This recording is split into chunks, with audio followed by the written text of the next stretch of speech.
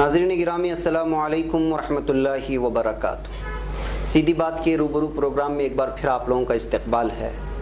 नाज़रीन, आज के रूबरू प्रोग्राम में हस्बे वादा आप लोगों से ईद के मसाइल के सिलसिले में गुफ्तगू होगी हज़रत मौलाना मकसूद इमरान रशादी साहब दामत बरकातुहुम के साथ। रमज़ान के महीने में बारहा मौलाना से आपके सामने गुफ्तगू हुई है अलग अलग मसाइल को लेकर के, और लॉकडाउन के चलते मुख्तलिफ जो भी चीज़ें सामने आई हैं, तरावीह वगैरह अलग अलग। अब ईद का भी मसला है, जाहिर सी बात है कि नवी इंसानियत का पहला मामला होगा मुसलमानों की तारीख़ में कि जो है घर में ईद की नमाज़ पढ़ने का जो है ये वक्त आ चुका है, और ईद भी 2-3 दिन में आने वाली है। हम मौलाना से मुख्तलिफ़ अंदाज में जो छोटे छोटे मसाइल हैं उसको समझने की कोशिश करेंगे। तो मौलाना इस्तकबाल है हमारे प्रोग्राम में। तो आप मुझे बताएं कि जो है जाहिर सी बात है जैसा आप हालात देख रहे हैं आपके सामने रखने की ज़रूरत नहीं है। तो ईद की नमाज़ पढ़ने के लिए सबसे पहले जो सवाल आ रहा है,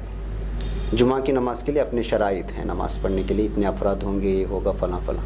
ईद की नमाज़ के लिए जमात करने के लिए क्या शराइत हैं?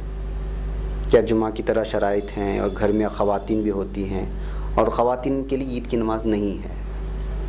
तो क्या वो ईद की नमाज़ जमात के लिए, जमात पूरी करने के लिए, उन तादाद को पूरा करने के लिए ये ख़वातीन नमाज़ पढ़ सकते हैं? ऐसे बहुत सारे सवालात हैं, आप इसका कुछ खुलासा कर दीजिए। बिस्मिल्लाहिर्रहमानिर्रहीम। सबसे पहले मैं इस बात को वाज़ेह तौर पे रख दूँ कि हुकूमत हिंद की जानिब से 31 मई तक लॉकडाउन की चौथी मरतबा तोसी हुई है जी, जिसके पेश नज़र वो सारे पाबंदियाँ जो मजहबी इबादत गाहों के लिए हुकूमत की तरफ से आयद की गई थी वो अभी भी बाकी हैं। इस वजह से हज़रात उलमाए इकराम फिर डॉक्टर्स के साथ बैठकर तबादले ख्याल करने के बाद इस नतीजे पे पहुँचे हैं कि इस मरतबा ईद की नमाज सब ईदगाहों में अदा किए बग़ैर, मसाजिद में आम तौर पर अदा किए बग़ैर अपने अपने तौर पर अदा कर लें। तो ये तो बात ये है कि जो अहबाब पहले से मस्जिद में नमाज अदा कर रहे हैं, 5 अफराद तक हुकूमत ने इजाज़त दे रखी है, वो अहबाब ईद की नमाज भी मस्जिद ही में अदा कर लें जी। अब बकिया अफराद जिनके बारे में आप मुझसे पूछ रहे थे, इनके बारे में ये शरीयत की रोशनी में पेश किया गया है कि वही शराइत जो जुमा के लिए लिखे गए हैं, ईद की नमाज के अदा करने के सिलसिले में भी वही शराइत आयद होंगे। अच्छा, दारुल उलूम देवबंद की तरफ से जो तफसीली फतवा आया है, आप अगर उसमें पढ़ेंगे तो उसमें भी इसकी तरफ इशारा किया गया है। जब शराइत पाए जाएं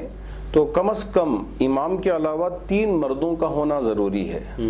इस बात को आप ज़हन में रखें कि इमाम के अलावा 3 मर्दों का होना ज़रूरी है। तो ये अगर शर्त पाई जाती है, और इज़्ने आम की भी शर्त है वो भी पाई जाती है, तो ऐसी सूरत में आप घर में ईद की नमाज का एहतिमाम कर सकते हैं जी। अब अहबाब पूछते हैं कि तो घर में कर सकते हैं तो कैसे पढ़ें? इसलिए कि आम नमाज जो होती है वो पढ़कर आदत हो जाती है, तो उसके पढ़ने में कोई दिक्कत नहीं है जी। अब ईद की नमाज साल में 1 मरतबा पढ़ते हैं, तो अब ये पढ़ने का तरीक़ा हमको बहुत परेशान कर रहा है, ज़रा उसके बारे में भी आप रोशनी डाल दें। तो मैं आपके ज़रिए से अहबाब तक पहुँचाना चाहूँगा कि सबसे पहले नियत करना होगा जी कि ईद उल फितर की 2 रकात वाजिब नमाज 6 ज़ायद तकबीरों के साथ अदा करता हूँ मैं वास्ते अल्लाह के, मुँह मेरा काबे शरीफ के। अगर पीछे खड़े हैं तो ताबे इस इमाम के कह लें। तो अब रकात बांध लें,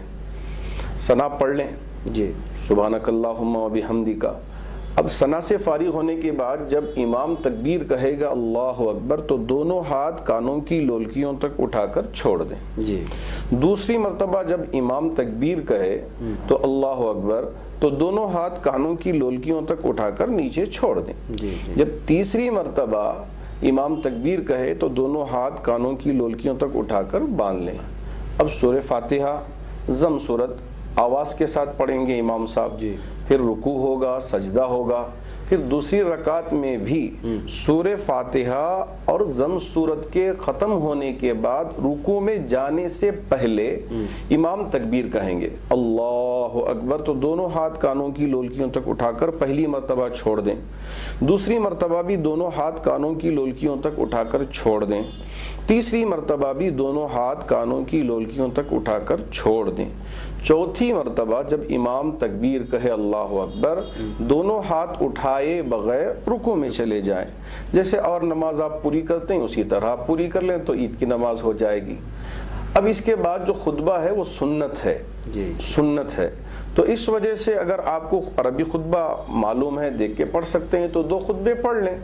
اگر خطبہ یاد بھی نہیں پڑھنے بھی نہیں ہو رہا ہے تو پہلے خطبے میں سورہ فاتحہ پڑھ لیں، دوسرے خطبے میں درود پڑھ لیں، تو آپ کا خطبہ بھی سنت ادا ہو جائے گی۔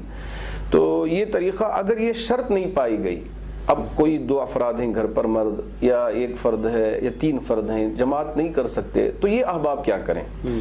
شریعت تو بہت بہت سہل ہے۔ اللہ رب ذوالجلال نے میرے آقا صلی اللہ علیہ وسلم کے صدقے میں بڑی آسانیاں فراہم فرمائی ہیں، آپ کو پریشان ہونا نہیں ہے۔ تو اللہ کے رسول علیہ السلام نے فرمایا کہ جس کی عید کی نماز فوت ہو جائے یا شرائط نہ پائے جائیں تو ایسی صورت میں وہ چاشت کی نماز پڑھ لے، 2 رکعت پہلے پڑھ لیں پھر 2 رکعت پڑھ لیں، تو 4 رکعت الگ الگ، یہ جماعت کے ساتھ ادا نہیں کرنا ہوگا۔ اب کھڑ گئے پیچھے کسی کو کھڑا کر لیا، نہیں، تنہا الگ الگ نماز آپ 2 رکعت پڑھ لیں۔ تو اس چاشت کی نماز پڑھ لینے پر بھی اللہ کے رسول علیہ السلام نے فرمایا کہ عید کی نماز پڑھنے کا ثواب دیا جائے گا، اور ہو سکے تو 2 رکعت شکرانہ بھی پڑھ لے، اس میں کوئی قباحت نہیں ہے۔ اس میں یہی صورت پڑھنا ہے، متعین صورت پڑھنا ہے، اس کی کوئی شرط نہیں ہے، آپ کو جو صورت یاد ہے وہ آپ پڑھ لیں، آپ کی نماز ہو جائے گی۔ اور قرات کو بھی زور سے کرنا نہیں ہے، اس لیے کہ نفل نماز ہے، اب جیسے امام پڑھتے ہیں شروع کر دیا آپ نے بھی ماشاءاللہ، ایسا نہیں ہے، آہستگی کے ساتھ جیسے اور نفل نمازیں آپ قرات کر کے آہستہ کے ساتھ پڑھ لیتے ہیں، اسی طرح چاشت کی نماز بھی آپ پڑھ لیں تو اللہ رب ذوالجلال امید ہے کہ آپ کو عید کی نماز کی طرح ثواب دے دیں گے، تو پریشان ہونے کی ضرورت نہیں ہے۔ اب ان نمازوں سے فارغ ہونے کے بعد، لیکن اس سے پہلے میں آپ کے سامنے ایک اور بات بھی رکھنا چاہوں گا کہ یہ تکبیر کا، اللہ کی بڑائی بیان کرنے کا، اللہ کی کبریائی حمد و ثنا بیان کرنے کا وقت ہوتا ہے۔ فجر کی نماز سے لے کے آپ کی عید کی نماز یا چاشت کی نماز کے پڑھنے تک آدھا گھنٹہ، پون گھنٹہ، 1 گھنٹہ جتنا بھی ہے، آپ بیٹھیں مصلی پہ، زور سے بآواز بلند تکبیر کہیں، اللہ اکبر اللہ اکبر، لا الہ الا اللہ، اللہ اکبر اللہ اکبر وللہ الحمد۔ آپ مصلی پہ بیٹھیں، اور وہ احباب جو مسجد میں ہوں تو وہ احباب بھی ماشاءاللہ جتنا ہو سکتا ہے اتنا تکبیر پڑھنے کا اہتمام کریں مسجدوں میں بھی، تاکہ اللہ کی یہ گھر مسجدوں سے آباد ہو جائے، اور وہاں سے بھی مسجدیں بھی تکبیر سے آباد ہو جائے، آواز سے آباد ہو جائے، تو اس کا خیال رکھنا چاہیے۔ اصل میں اشراق نماز اور چاشت نماز کے درمیان لوگ فرق نہیں کر پا رہے، اس لیے کہ عام طور پہ پڑھی نہیں جاتی ہے۔ اس کا وقت بھی آپ لوگوں کو سمجھا دیں کہ وقت کب سے شروع ہوتا ہے۔ ہاں، فجر کی نماز کے ختم ہونے کے 1 گھنٹے کے بعد، تو ہاں فجر کی نماز کے ختم ہونے کے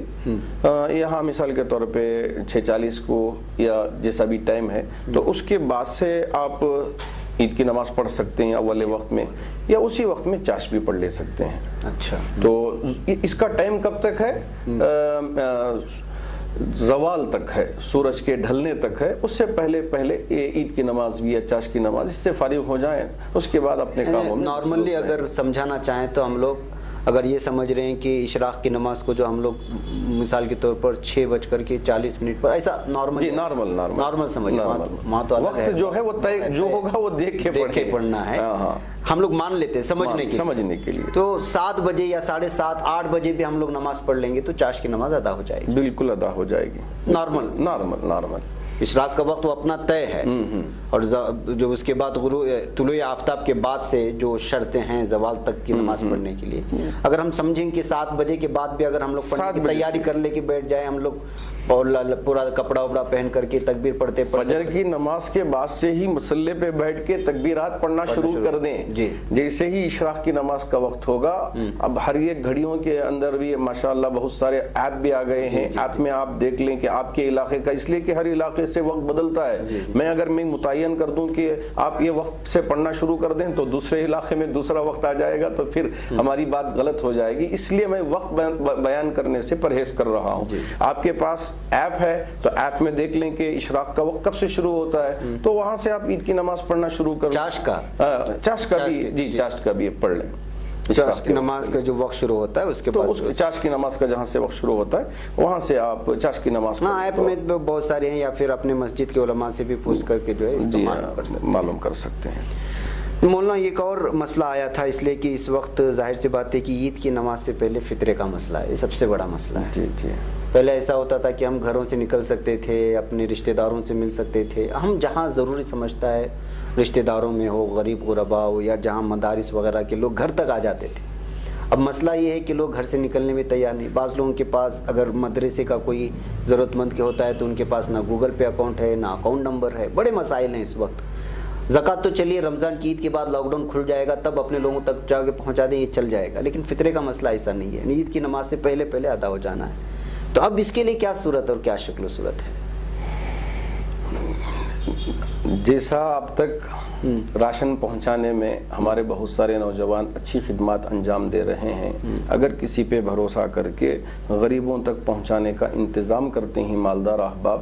تو یہ ممکن ہے، نہیں اگر خود کے اندر ہی نکل کر ان غریبوں تک پہنچانے کا ان کے اندر طاقت ہے، ان کے اندر قوت ہے، کیپیسٹی ہے، تو وہ جائیں خود سے جا کر غریبوں تک پہنچا دیں۔ دیکھیے اگر کوئی چیز ہم دوسروں تک پہنچانے کا عزم کر لیتے ہیں، مصمم ارادہ کر لیتے ہیں تو اللہ ان کے لیے راستے آسان کر دیتے ہیں۔ اب ہم پوری ضرورتوں کے لیے باہر ماشاءاللہ نکل رہے ہیں، صرف صدقہ فطر کے لیے ہم اپنے آپ کو گھروں میں روک کے رکھ لیں کہ اب ہم باہر اس کام کے لیے نہیں نکلیں گے، جی ہاں جتنا ہو سکے بس ضرورت پوری ہو گئی تو فوراً گھر واپس لوٹ کر آ جائیں۔ جیسا آپ نے فرمایا کہ اس معاملے میں ہم ڈریں گے، لیکن رشتہ داروں کو ملاقات کرنے کے لیے ماشاءاللہ بہت زور سے نکلیں گے، جا کر رشتہ داروں کو عید کے دن ملنا تو بہت ضروری سمجھتے ہیں کہ اب چلو رشتہ داروں سے ملاقات کریں، وہاں بھی جا رہے ہیں، یہاں بھی گھوم رہے ہیں، یہاں بھی پھر رہے ہیں۔ میں تمام مسلمانوں سے ادب کے ساتھ اپیل کرنا چاہوں گا، گھروں سے ملاقات کے لیے اس مرتبہ نہ نکلیں، آپ گھروں ہی میں رہیں، جیسے ہی آپ کی نماز ہو گئی جو کچھ آپ کھا سکتے ہیں، پی سکتے ہیں، عید منا سکتے ہیں اپنے گھر کی حد تک کر لیں، باہر کے پڑوس کے لوگوں کو جمع کر لینا یا دوست احباب کو ایک جگہ جمع کر لینا یا اسی طرح اپنے دوسرے رشتہ داروں کے پاس ملنے کے لیے جاتے رہنا، ان ساری چیزوں سے اس مرتبہ آپ بچا کے رکھیں۔ اور ایسا بھی ہوتا ہے کہ عید سے فارغ ہونے کے بعد دوسرے تیسرے دن جسے باسی عید ہمارے یہاں کے لوگوں کے افہام و تفہیم میں کہا جاتا ہے، تو وہ احباب سے بھی کہنا چاہوں گا کہ اس مرتبہ باسی عید کرنے کے لیے باہر کا سفر کرنا یا پارکوں کا سفر کرنا یا دوسرے مقامات سیر و تفریح کے لیے نکلنا یہ ہرگز نہ کریں۔ عید کی نماز پڑھنے کے لیے اتنی دشواریاں ہمارے لیے ہیں، اگر یہ ساری پریشانیاں نہ ہوتی انشاءاللہ میں آپ سے کہتا کہ ہم پورے جذبے کے ساتھ عیدگاہوں میں عید کی نماز ادا کرتے، لیکن اس ماحول میں عید کی نماز ادا کرنا جب مناسب نہیں ہے تو سیر و تفریح کے نام سے باہر نکلنا یہ بھی مناسب نہیں ہے، تو اس سے بھی پرہیز کرنا چاہیے۔ صحیح بات ہے، ٹھیک ہے مولانا، کوئی اور بات پہنچانا ہے آپ کو؟ نہیں، بس میں یہی کہنا چاہوں گا کہ آپ اگر عید کی نماز پڑھ سکتے ہوں شرائط کے ساتھ عید کی نماز ادا کر لیں، اگر عید کی نماز ادا نہیں کر سکتے تو چاشت کی نماز پڑھ لیں، تو بس اس میں زیادہ کنفیوز میں رہنا نہیں ہے کہ مجھے یہ پڑھنا ہے وہ پڑھنا ہے، میں وہ کیا کروں، ان کو پکڑ کے لے کے آئیں گے، ان کو پکڑ کے لے کے آئیں گے، اب وہ مولوی صاحب کو بک کر لینا جیسے قربانی کے لیے قصاب کو بک کرتے ہیں، صاحب مولوی صاحب کو بک کرنا، یہ سب ساری چیزیں نہ کریں۔ اگر آپ کے پاس موقع ہے پڑھ سکتے ہیں تو آپ پڑھ لیں، شرائط پائے جائیں، اگر نہیں ہے تو آپ چاشت کی نماز پڑھ کے ختم کر لیں، اس پر عید کی نماز کا ثواب اللہ رب ذوالجلال دے دیں گے۔ تو اس لیے زیادہ اپنے آپ کو چیزوں میں الجھا کے رکھنا یہ مناسب نہیں ہے۔